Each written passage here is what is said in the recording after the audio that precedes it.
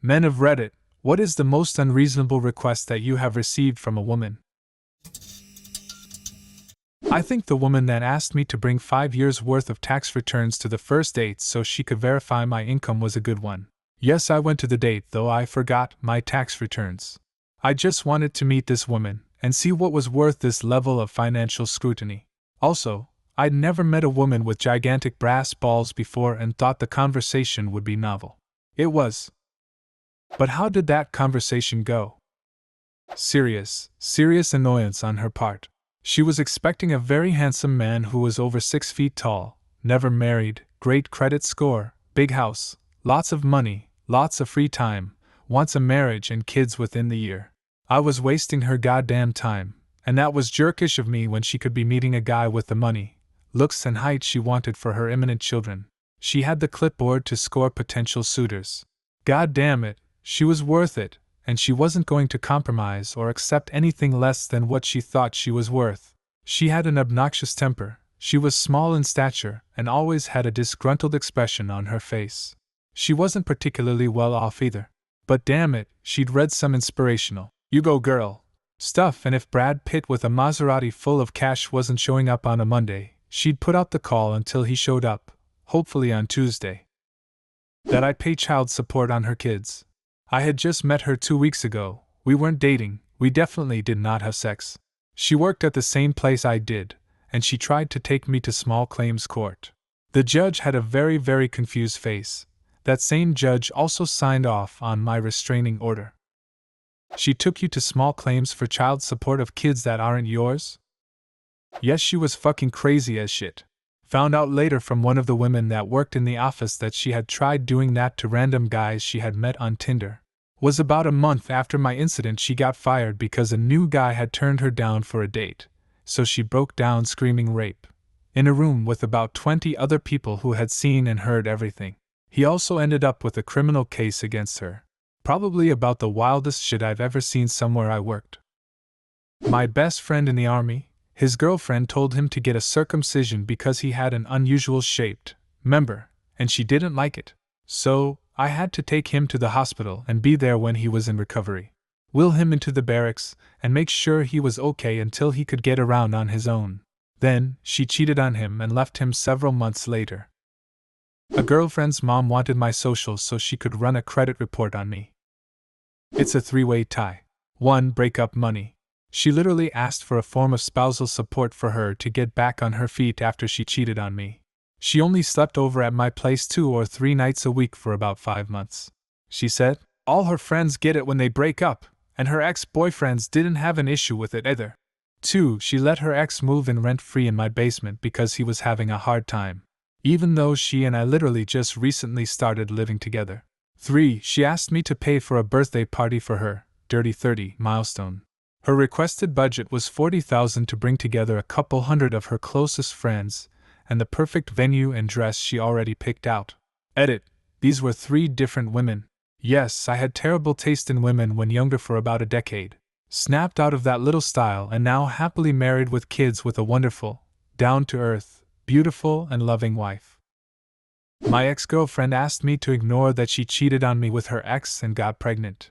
She asked me to take care of her and her baby, but her ex would have rights over the baby, like the baby having his last name. And to make it work I would have to stop talking to my female best friend because she called her a bitch, and in exchange she would promise to not do it again, and she would think about having my own baby, in a few years, maybe. And she made it clear that she wasn't going to apologize for cheating because it was just a moment of weakness and kinda my fault for spending so much time at work. Wow, talk about confidence in your negotiating leverage. She told me about it at the end of the 7th month, so after buying everything we need for my baby, she probably thought that I wouldn't walk away from her, so she probably imagined that she was in a position to ask for such things. Sunk cost fallacy?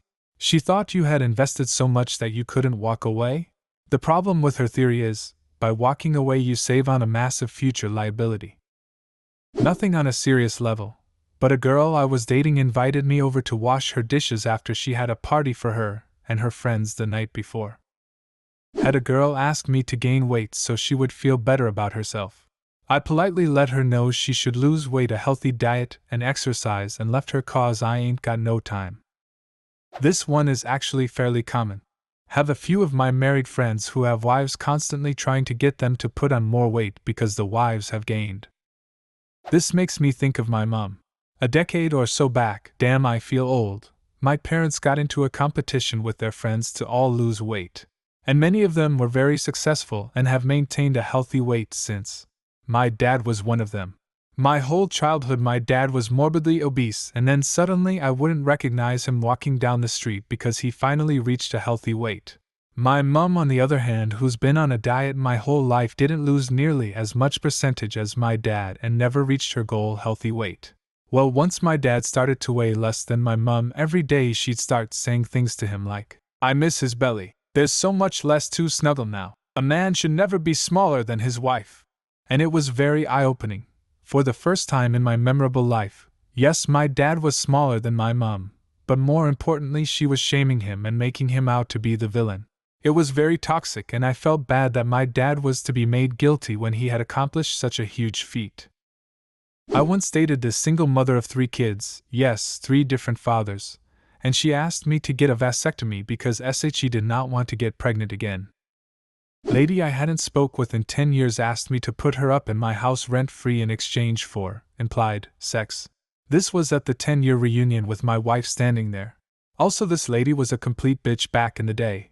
I actually laughed at her, couldn't help it. To quietly accept that child she just birthed was not mine. We had been together 3 years and it was her coworker's. Needless to say, I got the fuck out of there after making a lot of noise. You found out after birth, like the entire pregnancy, you thought it was your kid? Yeah, we were actively trying for a kid, but every time she got pregnant by me, she miscarried. It was definitely a hard time for the both of us. I had a feeling she cheated on me and asked for a DNA test. She just straight up gave me the truth and hoped I would just accept it and move on. I gave the little boy a kiss, dropped him off at his granddad's, had a massive argument with her at our house while packing up my stuff, and moved 400 miles back home to my family. This lady told me finances in a relationship shouldn't be 50-50 because men should be providers. But women shouldn't have to meet any gender roles and all domestic duties should be 50-50. I've met a few of those before on dates. We should have full equality everywhere in our relationship, particularly with household responsibilities. But you should be solely responsible for all the finances because you are the man. Me, are you actually fucking serious right now? One chick I was dating wanted me to get up at 6 a.m. on my day off because she had to go to work, and it wasn't fair that I could sleep in when she couldn't. Not just to see her off or chill while she had breakfast, but full on. "You're not sleeping anymore today, up." It didn't last much longer than that. I'm not one to put up with silliness for long. Woman I had been dating and was in love with got COVID at work. Luckily, she found out before we saw each other, and told me. After the first weekend of quarantine, with us constantly texting and FaceTiming, she was upset about the fact that she had to spend the whole weekend alone and that I didn't come over. She expects her person to be there in sickness and health. I'm immunocompromised. She then said she is starting to wonder if maybe we're not right for each other, but would feel much better about things if I came over on Monday night. My response: we aren't. Do you have a similar story? Leave a comment and subscribe to the channel if you want to see more videos like this one.